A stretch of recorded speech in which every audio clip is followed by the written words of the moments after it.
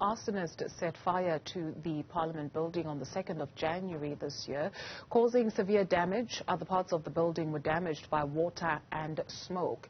In an opinion piece published on News 24, political analyst Oscar Van Heerden says Parliament and Public Works is simply not doing enough to restore this symbolic place of democracy. He joins us now to elaborate further on his opinion piece. Thank you very much for availing yourself, Mr. Van Heerden, this morning. You actually inquired on the progress of restoring the building.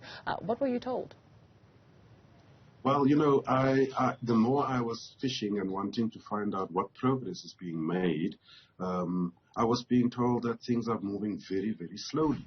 You know, we are not yet even at a point where people are seriously scaffolding around the building, wanting to get in there and actually start doing the work. And I was very alarmed by this, very alarmed. You state in your opinion piece, or you suspect, rather, that there could also be sinister motives here, especially where corruption is concerned, that this could be used as an opportunity for some to make money? No, absolutely, Dudu. You know, what we've seen is every time large amounts of money has to be spent, we saw it in the protective gear of the pandemic. We saw it with the disaster management in KZN. And I'm simply flagging that I hope that here we are not having another example where corrupt officials are seeing how they can actually gain from this project. Instead, they need to be focused on making sure that they get contractors in there, engineers, etc., so that we can restore the Houses of Parliament to its former glory. You also speak of much work that must be done by this citadel of democracy. You speak of Parliament needing to defend our rights as ordinary South Africans. You start and make an argument for the regulating of bank charges. Yes. So what I tried to do with the article was basically say that there is such important work that needs to be done by the citadel of our democracy, Parliament. As you know, it's the legislature, and it is the body that is supposed to have the interest of the poor and the poorest of the poor top of agenda. And whilst we are bickering about the work that needs to be completed and bringing Parliament into a functional state again, there is serious concerns with regards to abject poverty in the country. I mean, petrol prices are sky high, and that influences the prices of bread and the prices of food, and paraffin and so forth. All of this hurting not only the poor, but also the middle class, which I argue is now the new poor. And so, you know, in terms of the bank charges, I make the case, both bank charges as well as data costs. I make the case and the argument that in Europe, in developed economies, there are no such things. The bank charges don't exist.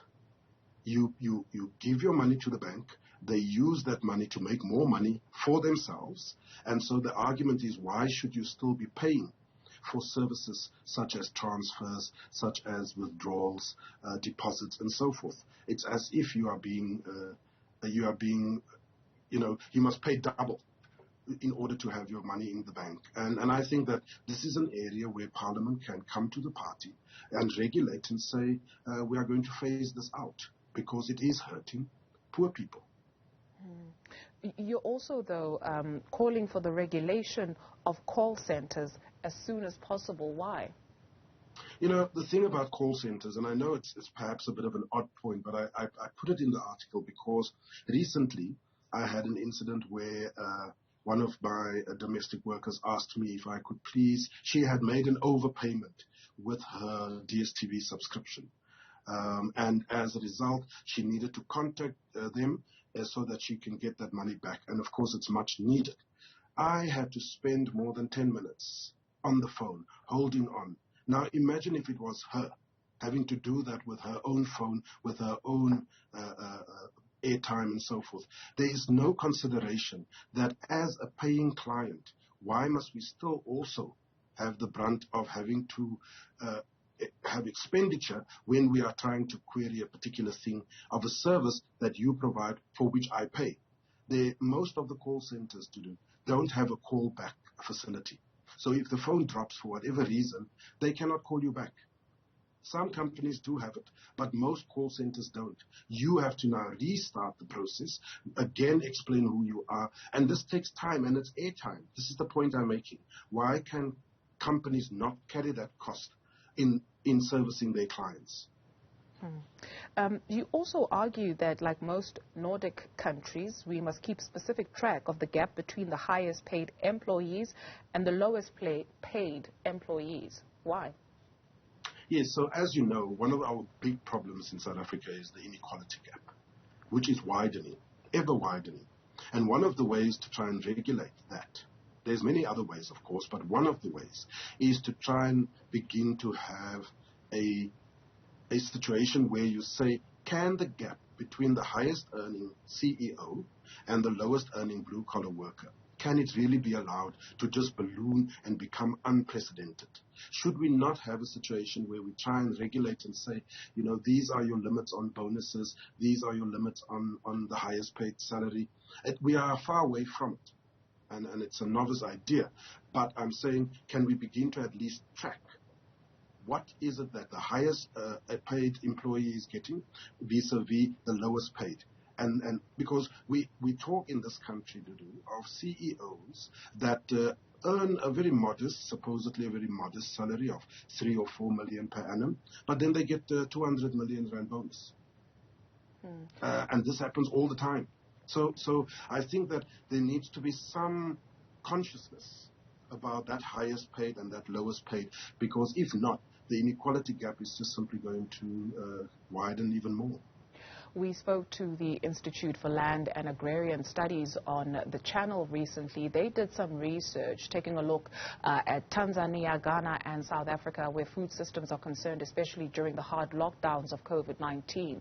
They found South Africa wanting in that it was the informal traders, it was the small businesses where you'd see people's goods being confiscated, especially vegetables, if you will, and people getting arrested for that, where markets in Ghana and Tanzania were open, so small businesses were able to trade. The research also found that South Africa protected the interests of business as compared to small business, even though there's all this rhetoric around creating employment and all this rhetoric around closing the gap where inequality is concerned. So with all that you have outlined, and when all is said and done, does it appear to you that there is a will to make uncomfortable decisions to sort of equal the playing field, not even equal it, but at least go some way in making a tangible change?